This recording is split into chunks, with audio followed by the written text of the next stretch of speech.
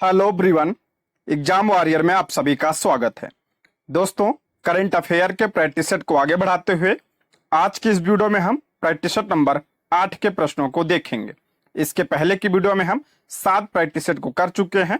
अगर आपने वो वीडियो नहीं देखी है तो प्लीज चैनल पर जाके देख सकते हैं।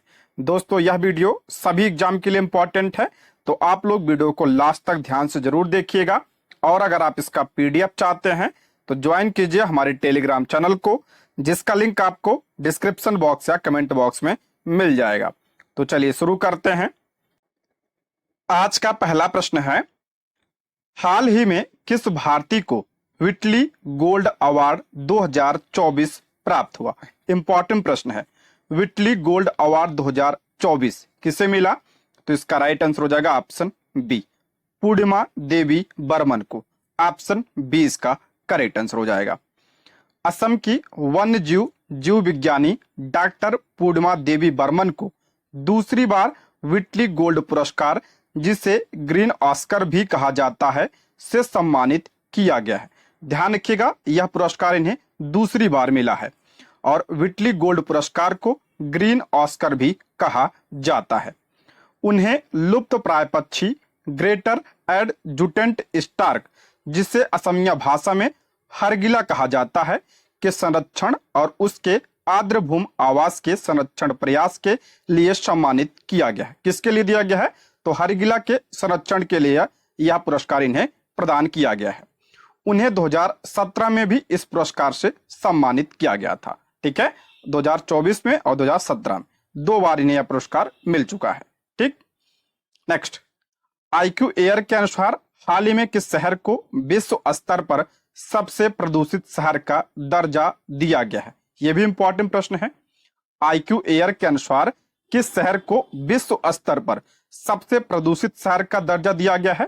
तो ऑप्शन ए इसका राइट आंसर हो जाएगा, काठमांडू को। ऑप्शन ए इसका राइट आंसर हो जाएगा। IQ एयर के अनुसार 2 मई 2024 तक काठमांडू दुनिया का सबसे प्रदूषित शहर है। आप सभी को पता है काठमांडू जो है नेपाल की राजधानी है। IQ एयर एक स्विस प्रौद्योगिकी कंपनी है जो वास्तविक समय में 101 शहरों के प्रदूषण स्तर की निगरानी करती है। काठमांडू के बाद नई Delhi, Chiang Mai Thailand, Hanoi Vietnam, Bangkok Thailand और ढाका बांग्लादेश जैसे शहर भी सबसे प्रदूषित शहरों में सूचीबद्ध है, जो विभिन्न क्षेत्रों में वायु प्रदूषण के व्यापक मुद्दे को उजागर करते हैं। इसको भी ध्यान रखिएगा, इंपॉर्टेंट है। नेक्स्ट, हाल ही में किस देश ने अपनी नई करेंसी जारी की है? किस देश ने नई करेंसी जारी किया है? तो जिम्बाब्वे ने जारी किया है। ऑप्शन बी इसका राइट आंसर हो जाएगा। जिम्बाब्वे ने देश में लंबे समय से चल रहे मुद्रा संकट के बीच जिग नामक एक नई मुद्रा लॉन्च की है। इसे इलेक्ट्रॉनिक रूप से लॉन्च किया गया है। साल 2009 के बाद यह छठा मौका है जब देश में नई मुद्रा लॉन्च की गई है। ठीक है, 2009 के बाद छठवीं बार मुद्रा लॉन्च किया है जिम्बाब्वे ने। जिम्बाब्वे अफ्रीकी देश है और इसकी राजधानी क्या है? हरारे इसकी राजधानी है। नेक्स्ट, ICC पुरुष T20 विश्व कप 2024 का ब्रांड एम्बेसडर किसे बनाया गया है? इंपॉर्टेंट प्रश्न है। ICC पुरुष T20 विश्व कप 2024 का ब्रांड एम्बेसडर किसे बनाया गया है? तो ऑप्शन बी, युवराज सिंह को। ऑप्शन बी इसका राइट आंसर हो जाएगा। अंतरराष्ट्रीय क्रिकेट परिषद यानी ICC ने भारत के दिग्गज पूर्व क्रिकेटर युवराज सिंह को ICC पुरुष T20 विश्व कप 2024 का ब्रांड एम्बेसडर नियुक्त किया है। इससे पहले ICC ने क्रिस गेल और उसेन बोल्ट को पुरुष T20 विश्व कप 2024 का ब्रांड एम्बेसडर नियुक्त किया था। तीनों का नाम ध्यान रखिएगा, इंपॉर्टेंट है। T20 विश्व कप का आयोजन कहां पे होगा? तो 2024 में। तो इसका आयोजन वेस्ट इंडीज और USA यानी अमेरिका की संयुक्त मेजबानी में किया जाएगा। यह भी ध्यान रखिएगा, पूछा जा सकता है। ठीक है, अगला प्रश्न है, हाल ही में समाचारों में देखी गई सक्सगाम घाटी का क्षेत्रीय विवाद किन 2 देशों के बीच है? सक्सगाम घाटी का विवाद किन 2 देशों के बीच है? तो भारत और पाकिस्तान के बीच। ऑप्शन बी इसका राइट आंसर हो जाएगा। भारत ने सक्सकाम घाटी में चीन के निर्माण का विरोध किया जिसे अवैध माना गया, इसलिए चर्चा में था सक्सकाम घाटी। यह घाटी पाकिस्तान अधिकृत कश्मीर का हिस्सा है। यह किसका हिस्सा है? तो पीओके का यह हिस्सा है। यह एक विवादित क्षेत्र है जिस पर भारत दावा करता है, लेकिन इसका नियंत्रण पाकिस्तान के पास है और 1963 में पाकिस्तान ने इसे चीन को सौंप दिया था। नेक्स्ट, हाल ही में किस देश की संसद ने समलैंगिक संबंधों को अपराध घोषित करने वाला कानून पारित किया है? किस देश की संसद ने समलैंगिक संबंधों को अपराध घोषित करने वाला कानून पारित किया है? तो इराक की संसद ने। इंपॉर्टेंट प्रश्न है ये, ठीक है। ऑप्शन बी इसका राइट आंसर हो जाएगा। देखते हैं इसके बारे में। इराक की संसद ने हाल ही में समलैंगिक संबंधों को अपराध घोषित करने वाला एक कानून पारित किया है जिसमें ऐसे कृत्यों के लिए 15 साल तक की जेल का प्रावधान है। समलैंगिकता या वैश्यवृत्ति को बढ़ावा देने पर कम से कम 7 साल की सजा हो सकती है। इसके अतिरिक्त किसी के जैविक लिंग को बदलने या स्तृण तरीके से कपड़े पहनने पर 1 से 3 साल की सजा हो सकती है, ठीक है। लिंग परिवर्तन करने और स्त्री जैसे कपड़े पहनने के लिए कितने साल की सजा? तो 3 साल की सजा हो सकती है। धार्मिक मूल्यों को बनाए रखने और इराकी समाज को नैतिक पतन से बचाने के उद्देश्य से इस कानून को रूढ़िवादी शिया मुस्लिम पार्टियों का समर्थन प्राप्त था।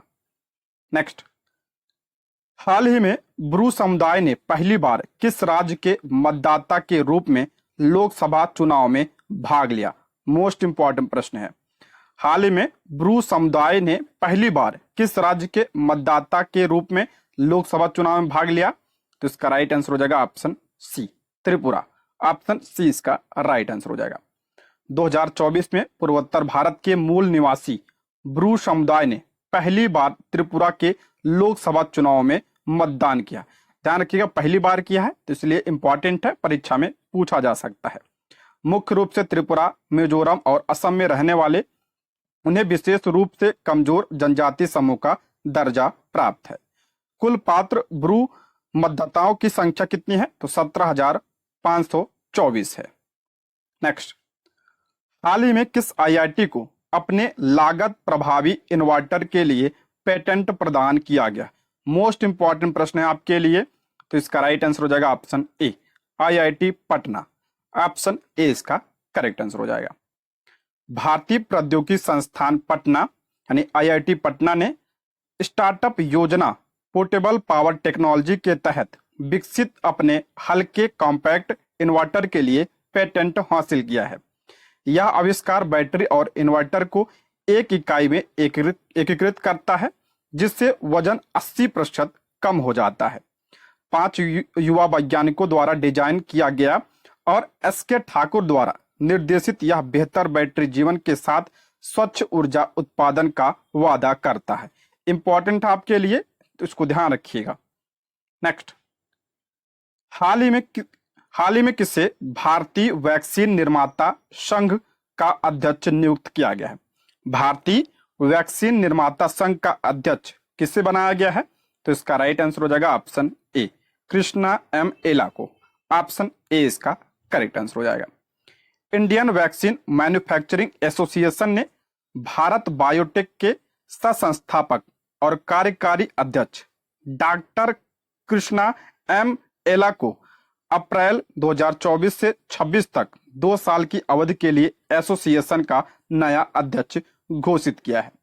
वह सीरम इंस्टीट्यूट ऑफ इंडिया के सीईओ आधार सी पूनावाला का स्थान लेंगे। ठीक है, ये आधार पूनावाला का स्थान लेंगे डॉक्टर कृष्णा एम एला। अगला प्रश्न है, हाल ही में खबरों में रही बैटिलिप्स चंद्रायणी क्या है? मोस्ट इंपॉर्टेंट प्रश्न है, खबरों में रही बैटिलिप्स चंद्रायणी क्या है? तो इसका राइट आंसर हो जाएगा ऑप्शन ए, समुद्री टार्डिग्रेड प्रजाति। ऑप्शन ए इसका करेक्ट आंसर हो जाएगा। Cochin university of science and technology के शोधकर्ताओं ने तमिलनाडु के दक्षिण पूर्वी तट पर एक नई समुद्री टार्डिग्रेड प्रजाति बैटिलिप्स चंद्रायणी की खोज की। जिसका नाम चंद्रयान 3 के नाम पर रखा गया है। इसका नाम जो है चंद्रयान 3 के नाम पर बैटलिप्स चंद्रायणी रखा गया है। और टार्डिग्रेड्स को जल भालू कहा जाता है, इसको भी आप लोग ध्यान रखिएगा। नेक्स्ट, हाल ही में खबरों में रहा सियरा माद्रे क्या है? खबरों में रहा सियरा माद्रे क्या है? तो इसका राइट आंसर हो जाएगा ऑप्शन बी, लैंडिंग जहाज। ऑप्शन बी इसका करेक्ट आंसर हो जाएगा। चीन ने सियरा माद्रे जहाज को हटाने की मांग की, जिसे फिलीपींस ने खारिज कर दिया। सियरा माद्रे जो है ये आपका फिलीपींस का जहाज है, ठीक है। हटाने से फिलीपींस के दावे कमजोर होने और चीन की उपस्थिति बढ़ने का जोखिम है, इसलिए फिलीपींस हटा नहीं रहा इसे। सियरा माद्रे जहाज को द्वितीय विश्व युद्ध के लिए 1944 में कमीशन किया गया था और 1976 में फिलीपींस के स्थानांतरित होने से पहले यह वियतनाम में काम करता था, ठीक है। अगला प्रश्न है, हाल ही में एनपीसीआई ने यूपीआई जैसे तत्काल भुगतान सेवाओं के लिए किस अफ्रीकी देश के साथ एक समझौते पर हस्ताक्षर किए हैं? मोस्ट इंपॉर्टेंट प्रश्न है। एनपीसीआई ने यूपीआई जैसे तत्काल भुगतान सेवाओं के लिए किस अफ्रीकी देश के साथ समझौता किया है? तो ऑप्शन ए इसका राइट आंसर हो जाएगा, नामीबिया के साथ। ऑप्शन ए इसका करेक्ट आंसर हो जाएगा। इसके पहले श्रीलंका और मॉरिशस को भी यूपीआई दिया था भारत ने, मॉरिशस और श्रीलंका को, ये आपके एग्जाम में पूछा गया था, ठीक है। और इसके पहले फ्रांस को भी दिया था, ठीक है। तो फ्रांस, श्रीलंका, मॉरिशस और अब नामीबिया में भी यूपीआई आ गया है, ठीक है। तो ऑप्शन ए इसका राइट आंसर हो जाएगा। नेक्स्ट, हाल ही में किस संगठन ने भौगोलिक संकेत यानी जीआई उत्पादों के प्रभाव मूल्यांकन पर एक अध्ययन को मंजूरी दी है? तो इसका राइट आंसर हो जाएगा ऑप्शन सी, नाबार्ड ने। ऑप्शन सी इसका करेक्ट आंसर हो जाएगा। National bank for agriculture and rural development यानी नाबार्ड ने हाल ही में सिम्बायोसिस स्कूल ऑफ इकोनॉमिक्स को भौगोलिक संकेत यानी जीआई उत्पादों के प्रभाव मूल्यांकन पर एक अध्ययन को मंजूरी दी है। ये नाबार्ड की बात करें तो नाबार्ड की स्थापना 1982 में हुई थी श्रीरामन समिति की सिफारिश पर, और इसका मुख्यालय कहाँ पे है? तो मुंबई में इसका मुख्यालय है। नेक्स्ट, हाल ही में खबरों में रहा K2-18b क्या है? खबरों में रहा K2-18b क्या है? तो इसका राइट आंसर हो जाएगा ऑप्शन ए, एक्सोप्लैनेट है। ऑप्शन ए इसका करेक्ट आंसर हो जाएगा। एक्सोप्लैनेट यानी बहिर्ग्रह ऐसे ग्रह हैं जो अन्य तारों की परिक्रमा करते हैं और हमारे सौर मंडल से दूर हैं। एक्सोप्लैनेट का पता लगाने की पहली पुष्टि वर्ष 1992 में हुई थी। यह चर्चा में क्यों है K2-18b? तो नासा के जेम्स वेब स्पेस टेलीस्कोप के प्रारंभिक डेटा से पता चलता है कि एक्सोप्लैनेट K2-18b पर डाईमिथाइल सल्फाइड यानी DMS गैस की 50% से अधिक संभावना है। यहाँ पे क्या मिला है? तो डाईमिथाइल सल्फाइड मिला है। डाईमिथाइल सल्फाइड एक गैस है जो केवल पृथ्वी पर जीवित प्राणियों द्वारा उत्पादित की जाती है, मुख्य रूप से समुद्री वातावरण में फाइको प्लांकटन के द्वारा यह जो है इसका उत्पादन किया जाता है, ठीक है, इसलिए चर्चा में था ये। नेक्स्ट, हाल ही में भारतीय सेना और पुनीत बालन समूह ने किस शहर में भारत का पहला संविधान पार्क खोलने के लिए सहयोग किया? इंपॉर्टेंट है। तो इसका राइट आंसर हो जाएगा ऑप्शन बी, पुणे में। ऑप्शन बी इसका करेक्ट आंसर हो जाएगा। भारतीय सेना और पुनीत बालन ग्रुप ने पुणे में देश के पहले संविधान पार्क का उद्घाटन करने के लिए हाथ मिलाया। लेफ्टिनेंट जनरल अजय कुमार सिंह ने के नेतृत्व में समारोह ने 2047 तक भारत को विकास की ओर ले जाने के लिए संविधान में उल्लेखित अपने कर्तव्यों का सम्मान करने वाले नागरिकों के महत्व पर जोर दिया। नेक्स्ट, उच्चतम न्यायालय ने हाल ही में किस राज्य को अरावली पर्वतमाला में अवैध खनन रोकने का आदेश दिया? इंपॉर्टेंट है। सुप्रीम कोर्ट ने हाल ही में किस राज्य को अरावली पर्वत में अवैध खनन रोकने का आदेश दिया है? तो राजस्थान। ऑप्शन सी इसका करेक्ट आंसर हो जाएगा। सुप्रीम कोर्ट ने राजस्थान में अरावली रेंज में अवैध खनन को रोकने का आदेश दिया। गुजरात, राजस्थान और हरियाणा में 692 किलोमीटर तक फैली अरावली भारत की सबसे पुरानी पर्वत श्रृंखला। सभी को पता होगा, मैंने कई बार बताया इसके बारे में, ध्यान रखिएगा, जो पारिस्थितिकी और जल विज्ञान के लिए महत्वपूर्ण है। ये सबसे पुरानी पर्वत श्रृंखला है। नेक्स्ट, हाल ही में किस संगठन को सार्वजनिक उद्यम विभाग द्वारा नवरत्न का दर्जा प्रदान किया गया है? मोस्ट इंपॉर्टेंट प्रश्न है।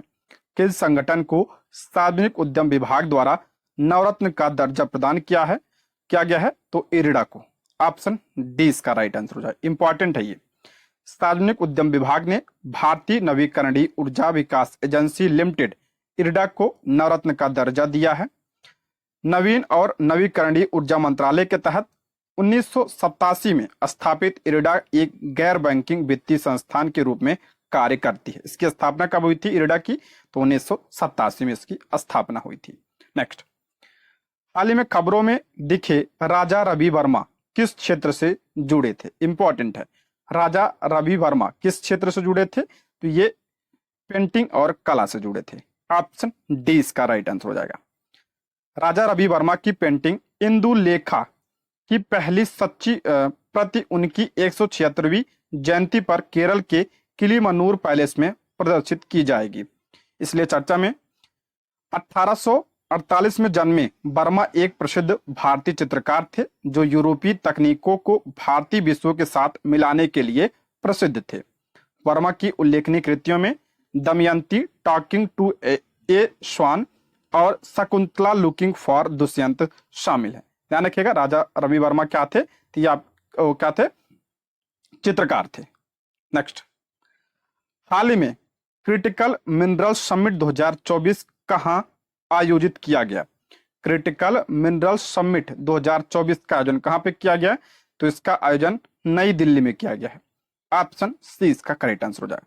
2 दिवसीय शिखर सम्मेलन 29 से 30 अप्रैल 2024 तक लोधी स्टेट नई दिल्ली में इंडिया हैबिटेट सेंटर में इसका आयोजन किया गया था। ठीक है, क्रिटिकल मिनरल समिट 2024 का। अगला, हाल ही में नई दिल्ली में आयोजित आपदा प्रतिरोधी बुनियादी ढांचे पर अंतरराष्ट्रीय सम्मेलन 2024 का विषय क्या है? इंपॉर्टेंट प्रश्न है। नई दिल्ली में आयोजित आपदा प्रतिरोधी बुनियादी ढांचे पर अंतरराष्ट्रीय सम्मेलन का विषय क्या है? तो ऑप्शन ए इसका करेक्ट आंसर हो जाए। अधिक लचीले कल के लिए आज निवेश करना, इसका क्या है? थीम है। ऑप्शन ए इसका करेक्ट आंसर हो जाएगा। आपदा प्रतिरोधी बुनियादी ढांचे पर छठा अंतरराष्ट्रीय सम्मेलन, ध्यान रखिएगा छठा है ये, और इसका आयोजन कहां पे किया गया? तो नई दिल्ली में इसका आयोजन किया गया, जिसमें सरकारी निकाय और वैश्विक संस्थान और मीडिया शामिल हुए। गठबंधन फॉर डिजास्टर रेजिलियंट इंफ्रास्ट्रक्चर द्वारा आयोजित थीम अधिक लचीले कल के लिए आज निवेश में सक्रिय उपायों पर जोर दिया गया। इसका उद्देश्य क्या है सम्मेलन का? तो इसका उद्देश्य आपदाओं और जलवायु परिवर्तन के खिलाफ बुनियादी ढांचे में लचीलेपन को बढ़ावा देना, लचीले बुनियादी ढांचे परियोजनाओं के लिए वैश्विक सहयोग में बढ़ावा देना इसका उद्देश्य है। अब बस अपना ध्यान रखिएगा, इसकी थीम ध्यान रखिएगा, और इसका आयोजन कहाँ पे किया गया? तो नई दिल्ली में इसका आयोजन किया गया। अगला है, हाल ही में किस भारतीय को गोल्डमैन पर्यावरण पुरस्कार 2024 के लिए चुना गया है? इंपॉर्टेंट प्रश्न है ये भी। किस भारतीय को गोल्डमैन पर्यावरण पुरस्कार 2024 के लिए चुना गया है? तो इसका करेक्ट आंसर हो जाएगा आलोक शुक्ला को। ऑप्शन सी इसका करेक्ट आंसर हो जाएगा, आलोक शुक्ला। वन और आदिवासी अधिकार कार्यकर्ता आलोक शुक्ला को उनके सफल अभियान के लिए प्रतिष्ठित गोल्डमैन पर्यावरण पुरस्कार 2024 से सम्मानित किया गया है। इन्होंने छत्तीसगढ़ के हसदेव अरण्य क्षेत्र में 21 नियमित कोयला खदानों में 4.45 लाख एकड़ जैव विविधता से समृद्ध जंगलों को बचाया है। छत्तीसगढ़ के हसदेव अरण्य वन क्षेत्र को पर्यावरण के लिहाज से छत्तीसगढ़ का फेफड़ा माना जाता है। ठीक है, कहाँ के हैं ये? तो छत्तीसगढ़ के। नेक्स्ट, हाल ही में भारत सरकार ने निर्यात प्रतिबंध के बावजूद किन देशों को प्याज के निर्यात की अनुमति दे दी है? हाल ही में भारत सरकार ने निर्यात प्रतिबंध के बावजूद किन देशों को प्याज के निर्यात की अनुमति दे दी है? तो ऑप्शन ए इसका राइट आंसर हो जाएगा, बांग्लादेश, संयुक्त अरब अमीरात, भूटान, बहरीन, मॉरिशस और श्रीलंका को। Option A. देखिए, निर्यात प्रतिबंध के बावजूद भारत बांग्लादेश, संयुक्त अरब अमीरात, भूटान, बहरीन, मॉरिशस और श्रीलंका को 99,150 टन प्याज की अनुमति देता है। कम फसल अनुमान के बीच कम फसल अनुमान के बीच प्रतिबंध 8 दिसंबर 2023 को लागू किया गया था। अगला है, अंतर्राष्ट्रीय श्रमिक दिवस किस तिथि को मनाया जाता है? सभी को पता होगा, इंपॉर्टेंट है। मजदूर दिवस यानी श्रमिक दिवस 1 मई को मनाया जाता है। ऑप्शन डी इसका राइट आंसर हो जाएगा। नेक्स्ट बढ़ते हैं। 1 मई 2024 को नौसेना उप प्रमुख के रूप में किसने कार्यभार ग्रहण किया है? इंपॉर्टेंट है। 1 मई 2024 को नौसेना के उप प्रमुख के रूप में किसे ने कार्यभार ग्रहण किया है? तो ऑप्शन ए कृष्णा स्वामीनाथन ने। ऑप्शन ए इसका करेक्ट आंसर हो जाएगा। आप लोग कमेंट बॉक्स में बताइए कि नौसेना के प्रमुख कौन है। इन्हें भी अभी हाल ही में चुना गया था, मैंने बताया भी था इनके बारे में। तो आप लोग जो है नौसेना के प्रमुख के बारे में बताइए कमेंट बॉक्स में। दोस्तों, यदि आप हमारे चैनल पर नए हैं तो प्लीज चैनल को सब्सक्राइब करें, और अगर आपको वीडियो पसंद आती है तो लाइक, शेयर और कमेंट करें। आप लोग लाइक करते हैं, शेयर करते हैं, इससे हमें मोटिवेशन मिलता है, जिससे हम आप लोगों के लिए वीडियो को ला पाते हैं। तो कमेंट बॉक्स में जरूर बताइएगा वीडियो कैसी लगी, ठीक है, और कोई सुझाव हो तो वो भी बताइएगा। नेक्स्ट, हाल ही में किस संगठन ने सभी राज्यों और केंद्र शासित प्रदेशों को सभी हानिकारक तेज धागों या मांझा को पूरी तरह से प्रतिबंधित करने की सलाह दी है? मांझा को पूरी तरह से प्रतिबंधित करने की सलाह किस संगठन ने दिया है? तो ऑप्शन बी भारतीय पशु कल्याण बोर्ड ने दिया है। ऑप्शन बी इसका राइट आंसर हो जाएगा। नेक्स्ट, हाल ही में अंतरराष्ट्रीय शतरंज महासंघ फिडे द्वारा ग्रैंड मास्टर की उपाधि से किसे सम्मानित किया गया? अंतरराष्ट्रीय शतरंज महासंघ के द्वारा ग्रैंड मास्टर की उपाधि से किसे सम्मानित किया गया है? तो ऑप्शन ए इसका राइट आंसर हो जाएगा, वैशाली रमेश बाबू को। ऑप्शन क्या हो जाएगा? ए इसका करेक्ट आंसर हो जाएगा। ये रही वैशाली जी, ऑप्शन ए। अगला, हाल ही में कौन सा शहर दुनिया के सबसे बड़े हवाई अड्डे अल मखतूम अंतरराष्ट्रीय हवाई अड्डे का निर्माण कर रहा है? इंपॉर्टेंट है, काफी चर्चा में था, पूछा जा सकता है आपके एग्जाम में। हाल ही में कौन सा शहर दुनिया के सबसे बड़े हवाई अड्डे अल मखतूम अंतरराष्ट्रीय हवाई अड्डे का निर्माण कर रहा है? तो दुबई कर रहा है। ऑप्शन ए इसका करेक्ट आंसर हो जाएगा। शेख मोहम्मद बिन राशिद अल मखतूम के नेतृत्व में दुबई दुनिया का सबसे बड़ा हवाई अड्डा अल मखतूम अंतरराष्ट्रीय हवाई अड्डा विकसित कर रहा है। सालाना 260 मिलियन यात्रियों की क्षमता के साथ इसमें 400 टर्मिनल गेट और 5 समानांतर रनवे होंगे। अगला है, भीमताल जो हाल ही में जंगल की आग के कारण खबरों में था, किस राज्य में स्थित है? भीमताल जो है ये जंगल की आग के कारण खबर में था, किस राज्य में है भीमताल झील? तो इसका राइट आंसर हो जाएगा option C, Uttarakhand. Option C. अगला, विश्व प्रेस स्वतंत्रता दिवस 2024 का विषय क्या है? विश्व प्रेस स्वतंत्रता दिवस 2024 का थीम क्या है? ऑप्शन ए ग्रह के लिए एक प्रेस, पर्यावरण संकट के सामने पत्रकारिता इस बार की थीम है। ऑप्शन ए इसका करेक्ट आंसर हो जाएगा। विश्व प्रेस स्वतंत्रता दिवस कब मनाया जाता है? तो 3 मई को हर साल मनाया जाता है, ठीक है, 3 मई को मनाया जाता है। इस बार की थीम क्या है? तो a press for the planet, journalism in the face of the environmental crisis इस बार की थीम है। अगला प्रश्न है, हाल ही में किस राज्य की सरकार ने भ्रामक विज्ञापन के कारण 14 पतंजलि उत्पादों के विनिर्माण लाइसेंस निलंबित कर दिए हैं? हाल ही में किस राज्य सरकार ने भ्रामक विज्ञापन के कारण 14 पतंजलि उत्पादों के विनिर्माण लाइसेंस को निलंबित कर दिया है? तो उत्तराखंड ने। ऑप्शन ए इसका करेक्ट आंसर हो जाए, उत्तराखंड ने। नेक्स्ट, हाल ही में किसने air officer commanding in chief training command के रूप में कार्यभार संभाला है? तो इसका राइट आंसर हो जाएगा option B, Nagesh Kapoor. Option B इसका करेक्ट आंसर हो जाएगा। नेक्स्ट, हाल ही में खबरों में रहा हिंगलाज माता मंदिर किस देश में स्थित है? हिंगलाज माता मंदिर किस देश में है? हिंदू मंदिर है, यह पाकिस्तान में है, ठीक है। ऑप्शन डी इसका करेक्ट आंसर हो जाएगा। नेक्स्ट, पेंशन विभाग ने हाल ही में सरकारी सेवानिवृत्त लोगों के लिए एक ऑनलाइन पोर्टल लॉन्च किया है। पोर्टल का नाम क्या है? पेंशन विभाग ने हाल ही में सरकारी सेवानिवृत्त लोगों के लिए एक ऑनलाइन पोर्टल लॉन्च किया है, उसका नाम क्या है? तो उसका नाम है भविष्य पोर्टल। ऑप्शन सी इसका करेक्ट आंसर हो जाएगा। पेंशन विभाग ने सरकारी सेवानिवृत्त लोगों के लिए पेंशन भुगतान और स्वीकृतियों पर नजर रखने के लिए भविष्य नामक एक ऑनलाइन पोर्टल लॉन्च किया है। यह पोर्टल भारतीय state bank, bank of Baroda, Punjab national bank और केनरा बैंक सहित 5 बैंकों की पेंशन प्रसंस्करण और भुगतान सेवाओं के साथ एकीकृत है। अगला प्रश्न है, हाल ही में जेरेमिया मानेले को किस देश का नया प्रधानमंत्री नियुक्त किया गया है? जेरेमिया मानेले किस देश के नए प्रधानमंत्री बने हैं? तो ऑप्शन 20 का राइट आंसर हो जाएगा सोलोमन द्वीप के। ऑप्शन 20 का राइट आंसर हो जाएगा। नेक्स्ट, हाल ही में किस अफ्रीकी देश ने पूरे देश में एमपॉक्स, जिसे मंकी पॉक्स के नाम से भी जाना जाता है, के प्रकोप को स्वास्थ्य आपातकाल घोषित किया है? तो इसका राइट आंसर हो जाएगा ऑप्शन सी, इसका करेक्ट आंसर हो जाएगा कांगो ने। ऑप्शन सी इसका करेक्ट आंसर हो जाएगा। नेक्स्ट, हाल ही में किस राज्य ने भारत का पहला खगोल पर्यटन अभियान नक्षत्र सभा शुरू किया? किस राज्य ने भारत का पहला खगोल पर्यटन अभियान नक्षत्र सभा शुरू किया है? तो इसका राइट आंसर हो जाएगा ऑप्शन ए, उत्तराखंड ने। ऑप्शन ए इसका राइट आंसर हो जाएगा। नेक्स्ट, भारत के नियंत्रक एवं महालेखा परीक्षक यानी कैग ने हाल ही में ऑडिट के क्षेत्र में सहयोग बढ़ाने के लिए किस देश के महालेखा परीक्षक के साथ एक समझौता ज्ञापन पर हस्ताक्षर किए? तो इसका राइट आंसर हो जाएगा option A, Nepal. Option A इसका राइट आंसर हो जाएगा। भारत के नियंत्रक एवं महालेखा परीक्षक यानी कैग कौन है वर्तमान में? तो गिरीश चंद्र मुर्मू जी हैं।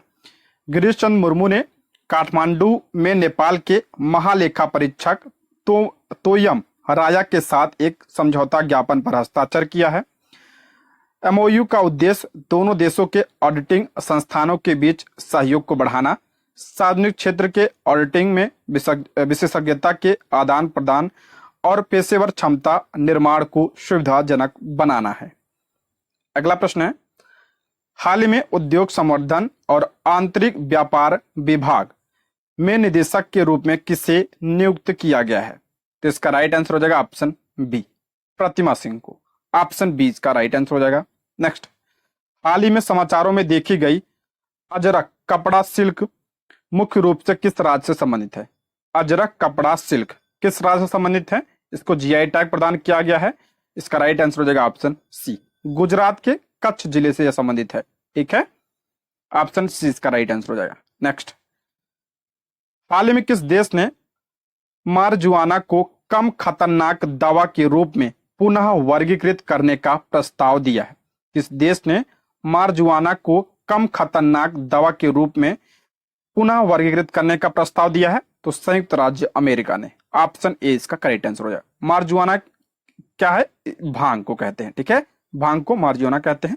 ऑप्शन ए इसका राइट आंसर हो जाएगा। नेक्स्ट, भारत में किस नियामक संस्था ने हाल ही में फ्रंट रनिंग को रोकने के लिए म्यूचुअल फंड नियमों में बदलाव को मंजूरी दे दिया है? किस नियामक संस्थान ने हाल ही में फ्रंट रनिंग को रोकने के लिए म्यूचुअल फंड नियमों में बदलाव को मंजूरी दे दिया है? तो सेबी ने दिया है। ऑप्शन 20 का करेक्ट आंसर हो जाएगा, भारतीय प्रतिभूति और विनियमन बोर्ड यानी सेबी। Option B. अगला, हाल ही में किस संस्था ने एशिया में ageing well Asian development policy report जारी किया है? तो एडीबी ने किया है। ऑप्शन 20 का राइट आंसर है, एशियाई विकास बैंक ने। एशिया में एजिंग वेल पर एशियाई विकास बैंक की रिपोर्ट वृद्ध व्यक्तियों की भलाई के 4 महत्वपूर्ण पहलुओं पर प्रकाश डालती है: स्वास्थ्य, उत्पादक कार्य, आर्थिक सुरक्षा और सामाजिक जुड़ाव। इससे पता चलता है कि विकासशील एशिया में तेजी से बुढ़ापा आ रहा है। 2050 तक वृद्ध आबादी लगभग 2 गुनी होकर 25.2% हो जाएगी। 2050 तक जो वृद्ध की आबादी है ये 25.2% हो जाएगी। भारत की चुनौतियों में वृद्ध व्यक्तियों के लिए कम स्वास्थ्य बीमा कवरेज 21% और निजी आय पर भारी निर्भरता 80 से 90% शामिल है। अगला, हाल ही में भारत के किस संगठन ने स्वच्छ खेलों के प्रति जागरूकता पैदा करने के लिए #प्ले_ट्रू अभियान का आयोजन किया? #प्ले_ट्रू अभियान का आयोजन किसने किया?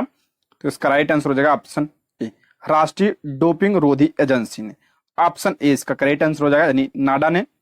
राष्ट्रीय डोपिंग रोधी एजेंसी यानी नाडा भारत में हाल ही में अपना हैशटैग प्ले ट्रू अभियान समाप्त किया, जिसमें देश भर के 12,133 से अधिक प्रतिभागियों ने भाग लिया। 15 से 30 अप्रैल 2024 तक आयोजित इस अभियान का उद्देश्य स्वच्छ खेलों और डोपिंग रोधी प्रथाओं के बारे में जागरूकता बढ़ाना था। अगला प्रश्न, पॉइंट कैलिमेरे वन्यजीव अभ्यारण्य जो हाल ही में समाचारों में देखा गया है, किस राज्य में स्थित है? पॉइंट कैलिमेरे वन्यजीव अभ्यारण्य इंपॉर्टेंट है, ये एनवायरमेंट के लिए भी है आपके, और ज्योग्राफी में के लिए भी इंपॉर्टेंट है, और करंट के दृष्टि से भी इंपॉर्टेंट है। तो इसका राइट आंसर हो जाएगा option B, Tamil Nadu. Option B. वन विभाग ने तमिलनाडु के कोडिया कराई में स्थित पॉइंट कैलिमेरे में वार्षिक वन्यजीव जनगणना आयोजित की। इसे केप कैलिमेरे के नाम से भी जाना जाता है। यह वेदारण्यम से लगभग 9 किलोमीटर दक्षिण में कोरोमंडल तट पर स्थित है। ध्यान रखिएगा, तमिलनाडु में है ये। नेक्स्ट, भारत ने स्मार्ट पनडुब्बी रोधी मिसाइल का परीक्षण किया या किसके द्वारा तैयार किया गया है? स्मार्ट पनडुब्बी रोधी मिसाइल का परीक्षण भारत ने किया है, और ये किसके द्वारा तैयार किया गया है? तो डीआरडीओ ने इसे तैयार किया है। ऑप्शन बी इसका करेक्ट आंसर हो जाएगा, डीआरडीओ ने। डीआरडीओ की स्थापना कब हुई थी? तो 1958 में इसकी स्थापना हुई थी। इसका मुख्यालय कहाँ पे है? तो नई दिल्ली में।